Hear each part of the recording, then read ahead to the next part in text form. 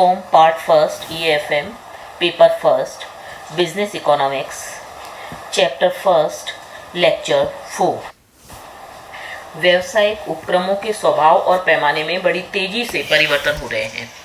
आज का व्यावसायिक प्रबंध इन परिवर्तनों के कारण बहुत ही जटिल हो गया है और आज प्रबंधकों को किसी समस्या के समाधान के लिए जितने भी विभिन्न प्रकार के विकल्प उपलब्ध हैं उनमें से श्रेष्ठ विकल्प को उनको चुनना बहुत ही कठिन हो गया है। प्रबंधक के इस कार्य को सरल बनाने के लिए अनेक निर्णय विधियों का विकास किया गया है। ये जो निर्णय विधियां हैं उनको अध्ययन की दृष्टि से हमने दो विभागों में विभाजित किया है। पहला है अपरिमाणात्मक या गैर गणितात्मक विधियां और दूसरा है परिमाणात्मक या गणितात्मक विधियां।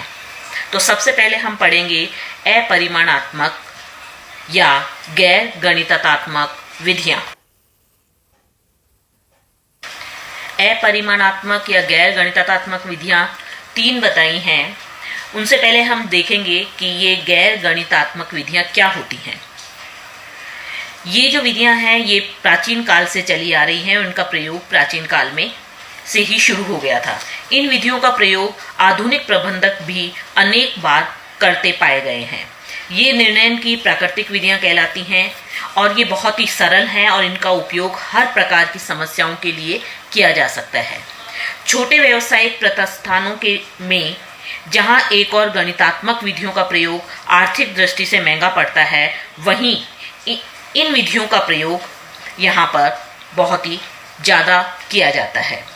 अपरिमाणात्मक विधियों में संकेत, अंतर्बोध, अनुभव, विचार और परख जो है वो प्रमुख हैं। इनका हम संक्षिप्त विवरण देखेंगे। तो पहला है संकेत एवं अंतर्बोध। अनेक भारतीय प्रबंधकों को यह कहते हुए सुना है कि वो जो निर्णय लेते हैं वो संकेत और अंतर्बोध के आधार पर लेते हैं। उन्हें ये आभास हो जाता है कि आंतरिक भावना और उनका अंतर्बोध क्या कह रहा है, उसके आधार पर समस्याओं को संतोषजनक से हल करने की असाधारण योग्यता उनमें पाई जाती है। लेकिन गहनता से अध्ययन करने पे ये पता चलता है कि प्रबंधक ने जिस अंतर्बोध के आधार पर निर्णय लिया है वो उसका पिछला अनुभव और ज्ञान है, जिसके आधार पर उसने अपने मस्तिष्क में निर्णय लेने की क्षमता को बढ़ाया है और उसके आधार पर उसने निर्णय लिया है।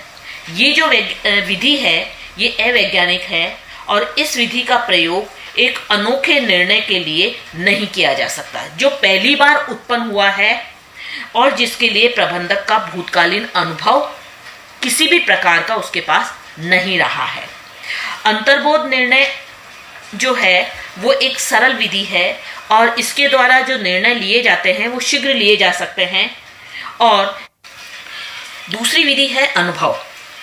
एक प्रबंधक अपने प्रबंध कार्य में अनेक समस्याओं का सामना करते हुए विभिन्न प्रकार के अनुभव करता है। जैसे जैसे प्रबंधक अधिक अनुभवी होता जाता है वैसे वैसे उसकी निर्णय की शक्ति भी बढ़ती चली जाती है। और किसी भी व्यवसाय को देख लीजिए, उसमें अनेक समस्याएं बार बार उत्पन्न होती रहती हैं। ऐसी समस्याओं के समाधान के लिए प्रबंधक अपने पिछले अनुभवों का प्रयोग करता है और भूतकालीन समान परिस्थितियों को याद करके वह ये देखता है कि उन परिस्थितियों में उसने क्या निर्णय लिए थे और कैसे निर्णय लिए थे और उनका क्या प्रभाव पड़ा था। इस अनुभव के आधार पर वह वर्तमान में भी निर्णय लेता है। निर्णय की यह जो विधि है ये काफी सरल है और इसके अनुसार निर्णय भी शीघ्र लेना संभव हो जाता है। लेकिन ये विधि खतरे से खाली भी नहीं है, क्योंकि भूतकालीन निर्णय जो होते हैं वो सफलताएं और असफलताएं भविष्य के लिए सही मार्गदर्शन नहीं देते हैं। इतना ही नहीं, परिस्थितियां लगातार हमारी बदलती रहती हैं, इसलिए भूतकालीन निर्णयों को उसी रूप में पुनः नहीं दोहराया जा सकता है। और तीसरी है इसमें परख या अनुमान विधि। नैतिक जो दैनिक निर्णय होते हैं यानी दिन प्रतिदिन के निर्णयों के लिए अनुमान विधि जो है वो बहुत ही उपयोगी विधि है। यह विधि भी भूतकालीन अनुभवों पर आधारित होती है और संस्था के महत्वपूर्ण और छोटे छोटे निर्णय इस विधि के अनुसार लिए जाते हैं। बड़े पूंजीगत विनियोग वाले निर्णयों के लिए यह विधि सही नहीं है। यह विधि सरल और कम लागत वाली है, लेकिन इसमें शीघ्र निर्णय भी संभव है, परंतु यह विधि अत्यधिक जोखिमपूर्ण मानी जाती है। आधुनिक युग में वैज्ञानिक विधियों का प्रयोग निर्णय में काफ़ी होने लगा है और ये विधियाँ विभिन्न तथ्यों और समंकों के विश्लेषण पर आधारित होती हैं। ये विधियाँ अधिक परिष्कृत होती हैं और कुछ परिमाणात्मक विधियाँ हमारे सामने हैं। जैसे पहली है क्रियात्मक अनुसंधान विधि।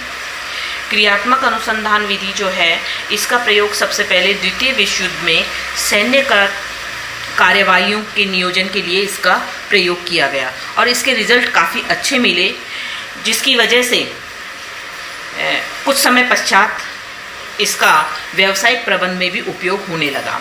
व्यावसायिक प्रबंध में ही इसका उपयोग नहीं, बल्कि देश विदेश, विकसित विकासशील राष्ट्रों में केवल व्यावसायिक समस्याओं के समाधान के लिए ही इसका प्रयोग नहीं किया जाने लगा, बल्कि अन्य समस्याओं के समाधान के लिए भी क्रियात्मक विधियों का प्रयोग किया जाने लगा। क्रियात्मक विधियों का विभिन्न विद्वानों ने इसकी डेफिनेशन दी है और इसका अर्थ भी समझाया है। कुछ विद्वानों ने इसे निर्णय लेने की एक वैज्ञानिक विधि माना है, तो कुछ विद्वानों ने इसे समस्त वैज्ञानिक विधियों का सार बताया है। सामान्य तौर पर क्रियात्मक अनुसंधान का तात्पर्य उस वैज्ञानिक विधि से होता है जिसके द्वारा किसी उपक्रम के पूर्व निर्धारित लक्ष्यों की प्राप्ति के लिए विभिन्न विकल्पों का अध्ययन और श्रेष्ठ विकल्प का चुनाव किया जाता है। ये जो विधियाँ होती हैं, ये गणितीय तथ्यों पर आधारित होती हैं और समस्या का समग्र रूप का अध्ययन इसके अंतर्गत किया जाता है। श्रेष्ठ विकल्प की जानकारी इसमें दी जाती है। ये जो क्रियात्मक अनुसंधान विधि है, इसकी कुछ विशेषताएं हैं। पहली विशेषता है समस्या पर समग्र रूप से विचार। क्रियात्मक अनुसंधान विधि में किसी भी समस्या के केवल एक ही पहलू पर विचार नहीं किया जाता, बल्कि सभी पहलुओं पर समग्र रूप से विचार किया जाता है। उदाहरण के तौर पर हम समझ सकते हैं कि रेडियो कंपनी के ग्राहक असंतुष्ट हैं माना, तो ऐसी स्थिति में इस समस्या के समग्र रूप को देखा जाता है। जैसे रेडियो में सर्किट ना होना, एरियल दूषित हो, सामग्री घटिया हो, किस्म नियंत्रण ना हो, विक्रय बाद उचित सेवा व्यवस्था ना हो, इन सभी घटकों पर एक साथ विचार किया जाता है और एक साथ विचार करके समस्या का समाधान खोजा जाता है। सेकंड विशेषता है अनेक विधियों का समस्या के समाधान के लिए प्रयोग। क्रियात्मक अनुसंधान में किसी समस्या के समाधान के लिए किसी एकाकी विधि का प्रयोग नहीं किया जाता, बल्कि इसमें विभिन्न परिस्थितियों में लागू की जा सकने वाली विभिन्न तकनीकों या विधियों का प्रयोग किया जाता है। जैसे रेखीय कार्यक्रम तकनीक गणितीय सूत्रों पर आधारित है, मूल्य सिद्धांत में सांख्यिकीय के संभावित सिद्धांत का समावेश किया जाता है, उसी प्रकार से संदेश वाहन के क्षेत्र में सूचना सिद्धांत का प्रयोग किया जाता है। मात्रात्मक आंकड़ों एवं मॉडलों पर आधारित।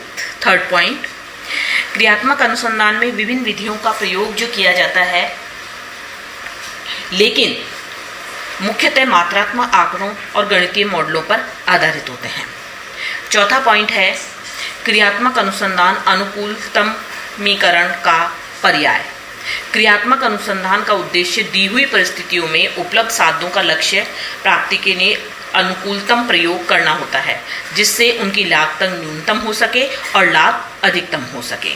फिफ्थ पॉइंट है क्रियात्मक अनुसंधान टीम भावना पर आधारित। क्रियात्मक अनुसंधान में किसी भी समस्या का समाधान करने के लिए एक टोली बनाई जाती है और इस टोली में विभिन्न क्षेत्रों के विद्वान एक साथ काम करते हैं।